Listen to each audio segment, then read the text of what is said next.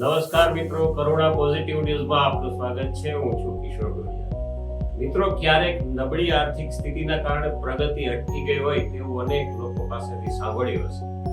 આજે પોઝિટિવ ન્યૂઝમાં એક એવી દીકરીની વાત કરવી છે જેમણે પોતાની નબળી આર્થિક સ્થિતિને પ્રગતિના માર્ગમાં ક્યારેય અવરોધ બનવા દીધી નથી.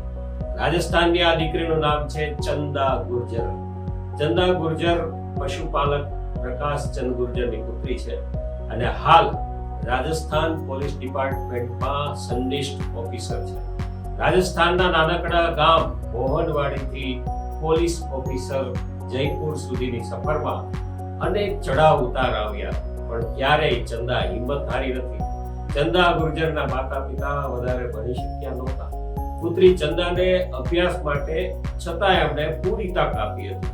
ચંદાએ રાજસ્થાન પોલીસ સબ ઇન્સ્પેક્ટર ભરતી પરીક્ષા 2021માં સફળતાપૂર્વક પાસ કરી અને વર્ષ 2023માં પરિણામ આવ્યું ત્યારે પરિવારના સભ્યોનો ખુશીનો પાર નહોતો.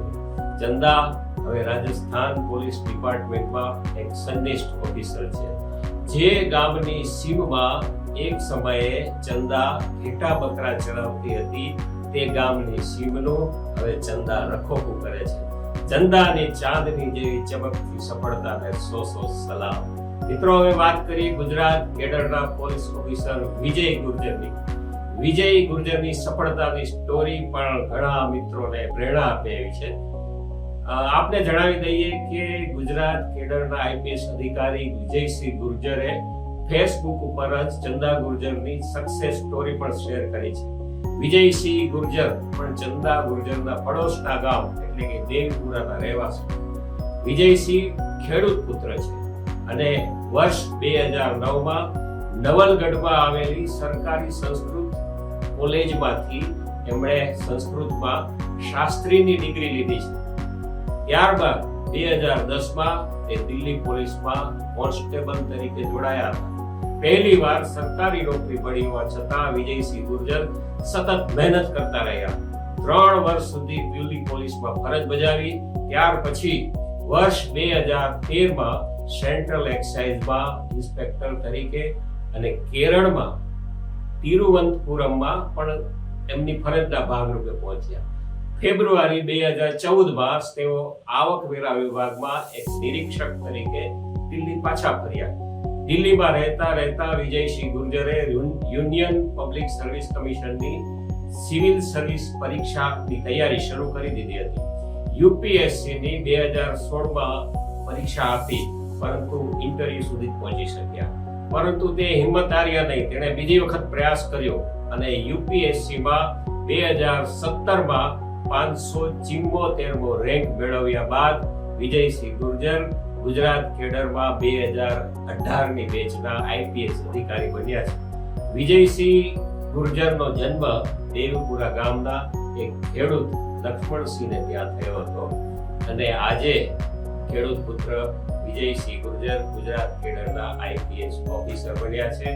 તેમની મહેનત અને હિંમતને સો સલામ. મિત્રો, કોઈ પણ કળા જ્યારે સામાજિક ચેતનાનું કામ કરે ત્યારે એ કળા અને કલાકાર બંનેની નોંધ સમગ્ર વિશ્વમાં લેવાતી હોય છે. વાત છે ઇન્દોરના અનમોલ માથુર એની અનોખી કળાની. મિત્રો, ઇન્દોરને કલા અને સંસ્કૃતિનું શહેર માનવામાં આવે છે. ઇન્દોરના કલાકાર અનમોલ માથુરની કળાએ પણ દેશમાં જ નહીં પરંતુ વિશ્વમાં ગૌરવ અપાવ્યું છે.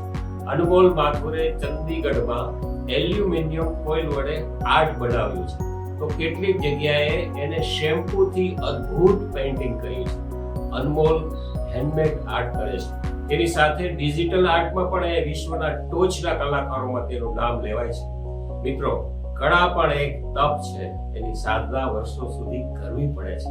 બાળપણથી જ અનમોલ પેઇન્ટિંગની કળામાં પોતાનું ભવિષ્ય બનાવવા માંગતા હવે અનમોલની આર્ટ તેનો વ્યવસાય પણ બની ગયો છે.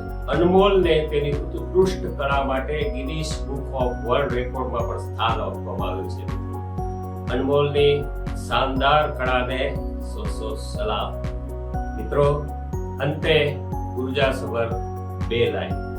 આજે વિકાસ એટલો બધો કર્યો આજે આપણે સૌએ વિકાસ એટલો બધો કર્યો છે કે હજારો કિલોમીટર દૂર હોય તેને આપણે સાંભળી અને જોઈ શકીએ છીએ, પણ પતન એટલું બધું થયું કે નજીકમાં હોય તેના દુઃખ જોતા પણ નથી અને દર્દ સાંભળી પણ શકતા નથી. તો મિત્રો, ખુશ રહો, તંદુરસ્ત રહો અને સકારાત્મક વિચારોથી મંદુરસ્ત રહો. નમસ્કાર.